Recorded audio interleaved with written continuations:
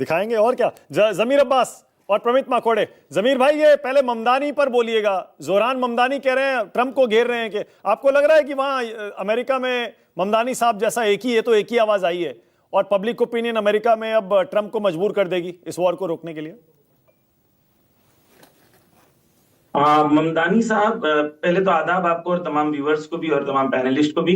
ममदानी साहब अकेले नहीं हैं, कई सेनेटर्स हैं जिन लोगों ने ऑलरेडी, हत्ता अमेरिका में डोनाल्ड ट्रंप के इम्पीचमेंट की बात हो रही है, तो ऐसा नहीं है कि ममदानी साहब अकेले हैं, और इम्पीचमेंट की बात भी वहां पर सेनेटर्स कर रहे हैं, आम इंसान नहीं कर रहे हैं। तो जब ये डोनाल्ड ट्रंप का पीरियड खत्म होगा और उसके बाद इनके जो फ्रॉड्स पूरी दुनिया के सामने जब एक्सपोज होंगे और कांग्रेस के सामने आएंगे, तो इनका इम्पीचमेंट तो यकीनी है, इसमें कोई शक नहीं है।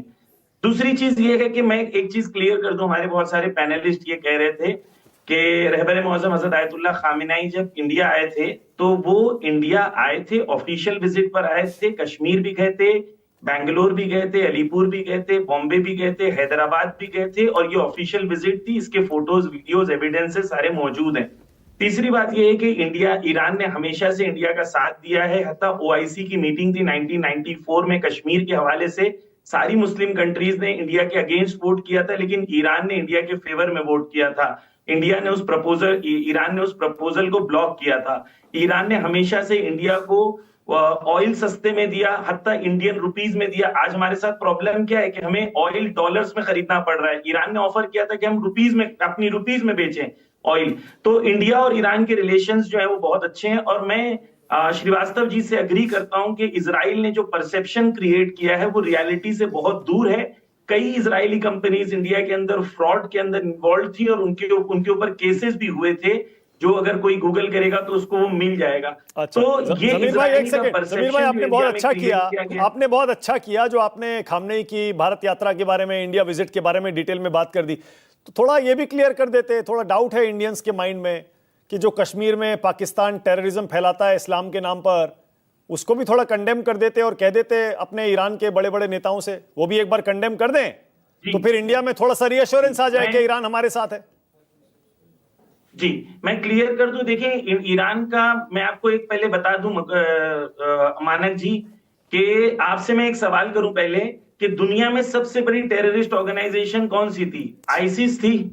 हाँ, या नहीं? हाँ, थी या नहीं? हाँ, हाँ, बिल्कुल आप मान मुझे लिया। बताएं, आईसिस को खत्म करने वाली कंट्री कौन है? हाँ, आईसिस को पूरी दुनिया से खत्म करना किसने किया?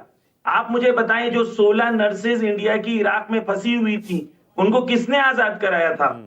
जो 16 नर्सेज को आईसिस ने पकड़ा था, इंडियन नर्सेज को, उनको किसने आजाद कराया था? यही ईरान के जनरल कासिम सुलेमानी थे, यही हिजबुल्लाह था, जिनको यहां पर आके सब लोग टेररिस्ट कहते हैं। यही लोगों ने अपनी जान पे खेल के इंडियन नर्सेज को आजाद कराया था। टेररिज्म में से लड़ने वाले और टेररिज्म को दुनिया में खत्म करने वाली अगर कोई कंट्री है तो ईरान है। इराक में उन्होंने लड़ा, सीरिया में उन्होंने लड़ा, टेररिज्म को रूट से उन्होंने हटा के फेंक दिया। दूसरी चीज ये है कि टेररिज्म को बनाया किसने? कश्मीर पर स्टैंड पूछ रहा हूं, आप कहां जा रहे हैं भाई? आईएसआईएस पर चले, कश्मीर पर स्टैंड ले लीजिए, एक बात खत्म करिए ना। हाँ, नहीं, मैं तो देखें, टेररिज्म दुनिया में जहां पर कहीं भी है वो कंडेमनेबल है, उसको जो स्पॉन्सर करता है वो कंडेमनेबल है। टेररिज्म चाहे वो पाकिस्तान में हो, मैं ये कह रहा हूं पाकिस्तान में आया कहां से? सऊदी फंड कर रहा है। आप तो सऊदी को कंडेम नहीं करेंगे, अमेरिका फंड कर रहा है, अमेरिका ने तालिबान को बनाया। आप मेरे साथ कहें ना, टेररिज्म मुर्दाबाद, जो टेररिज्म को पैसा दे वो भी मुर्दाबाद। अरे भाई, इंडिया आपके साथ है। एक सेकंड, अरे जमीर भाई एक सेकंड, आपने वो जो कहा जाता है ना ईरान के बारे में कि वो हूथियों को, हिजबुल्लाह को, हमास को सपोर्ट करता है, तीनों टेररिस्ट हैं, दुनिया मानती है, इंडिया नहीं मानता है भाई, आपको पता है ये बात, इंडिया नहीं मानता है। तो कह दीजिए ना कि कश्मीर हिंदुस्तान का अटूट अंग है, एक बार बोल दीजिए कश्मीर इंडिया का इंटेग्रल पार्ट है, बस बात खत्म। हम तो ये कहते ही हैं, ईरान का ऑफिशियल स्टैंड ही यही है कि कश्मीर इंडिया का स्टैंड है। सेपरेशन मूवमेंट को ईरान सपोर्ट नहीं करता, हम भी सपोर्ट नहीं करते हैं।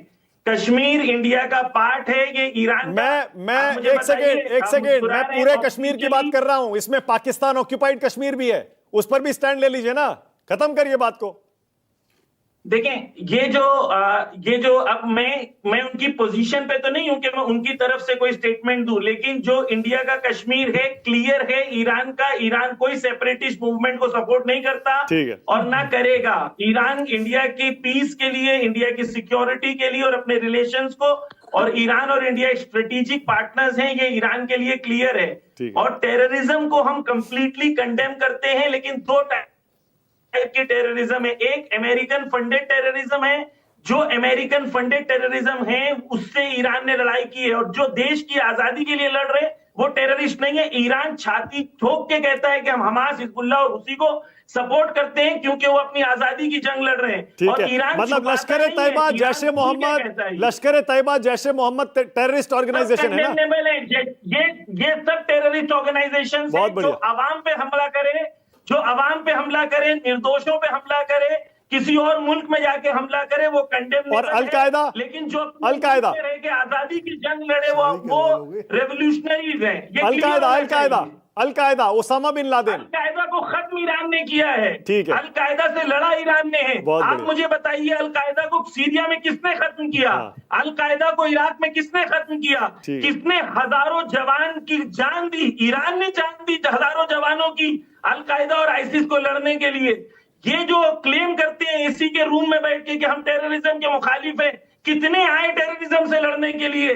कितने आए सीरिया में आईसिस को खत्म करने के लिए? कितने आए इराक में आईसिस को खत्म करने के लिए? ईरान लड़ा है, हिजबुल्लाह लड़ा है। आज तक पूरी दुनिया में लोग कहते हैं कि ईरान ने इनको मार दिया, ईरान ने उनको मार दिया। क्यों कहते हैं? इसलिए बिकॉज ईरान ने मैदान में आके टेररिज्म को जड़ से उखाड़ के फेंका है। नहीं, मैं देखिए, पॉइंट टेकन। ऐसा नहीं है जमीर भाई, आपने बहुत अच्छा किया, आपने हिंदुस्तान के हमारे व्यूअर्स के लिए, दर्शकों के लिए टेररिज्म पर बहुत क्लियर स्टैंड लिया। मुझे उम्मीद है और मुझे भरोसा है, आपने आज जो लश्कर तैयबा, कश्मीर, जैश मोहम्मद, इस पर जो भी कुछ कहा, हमारे हिंदुस्तान की आम जनता में बहुत भरोसा आया होगा कि ईरान, चलिए अगली बार कोई पाकिस्तान टेररिस्ट सपोर्ट करके और इंडिया में अटैक करवाता है तो पूरी उम्मीद है कि ईरान खड़ा होगा और ये कहेगा कि नहीं, ये गलत है, ये नहीं होना चाहिए, ऑपरेशन सिंदूर बिल्कुल सही था। मैं उम्मीद करूंगा ये ईरान खुल के कहे। देखें, ईरान जब जंग शुरू हुई थी इंडिया पाकिस्तान की, तो ईरान ने ऑफिशियली उस वक्त कहा था, जब हमला हुआ था उस वक्त भी कहा था, इंडिया की तरफ, ईरान की तरफ से ऑफिशियल प्रपोजल भी आया था कि हम इंडिया के साथ और पाकिस्तान दोनों के साथ बात करने के लिए तैयार हैं। हम चाहते हैं कि दोनों देश जो पड़ोसी हैं उनमें जंग ना हो, आपस में प्यार मोहब्बत से चीजों को हल करा जाए। ईरान ने सबसे पहले प्रपोजल लिया था। आप मुझे बताएं, इजराइल के बारे में ये बता रहे, जब हमारे ऊपर टैरिफ लगा तो इजराइल ने कंडेम किया था टैरिफ को, या ट्रंप ने जो बार बार हमारे प्रधानमंत्री जी की तौहीन की, एक बार इजराइल ने कंडेम किया उनको? जब बार बार आके ट्रंप कहता है कि हम तुम्हारे साथ ये कर देंगे, तुम्हारे इतने वेपन्स गिरा दिए, तुम्हारे इतने प्लेन्स गिरा दिए, एक बार इजराइल ने कंडेम किया? कहां गए इजराइल की मोहब्बत इंडिया को लेके? जब ये ट्रंप आके इंडिया की तौहीन करता है, टैरिफ लगाता है, मुश्किलों में डालता है, तो इजराइल क्यों खामोश रहता है? इंडिया का साथ दिए तो खड़ा रहे इंडिया के साथ। सही है। एक सवाल और बस जमीर भाई, एक सवाल और। अरे ये एमओयू साइन करके खत्म करिए ना एक बार, कुछ तो दुनिया में संदेश जाए कि हाँ बात आगे बढ़ रही है। अभी हमको समझ ही नहीं आ रहा, सब कंफ्यूज हो रहे हैं कि भाई समझौता कर रहे हैं, लड़ाई लड़ रहे हैं। मानक भाई ये क्लियर है, आप सुन लें। हाँ, देखिए, प्री 28 फरवरी ईरान का एक्सेप्ट नहीं करेगा कि 27 फरवरी की सिचुएशन पर दुनिया वापस आए, ये क्लियर है। आप सुन ले, पूरी दुनिया सुन ले। क्यों? क्योंकि 28 फरवरी को आपने हमारे रहबर को मार दिया, 168 बच्चियों को मार दिया। ईरान के अंदर कोई दुनिया में गारंटी लेने को तैयार नहीं है कि दोबारा अमेरिका हमला नहीं करेगा, दोबारा इंटरनेशनल लॉ नहीं तोड़ेगा। ईरान अपनी सिक्योरिटी को इंश्योर करेगा।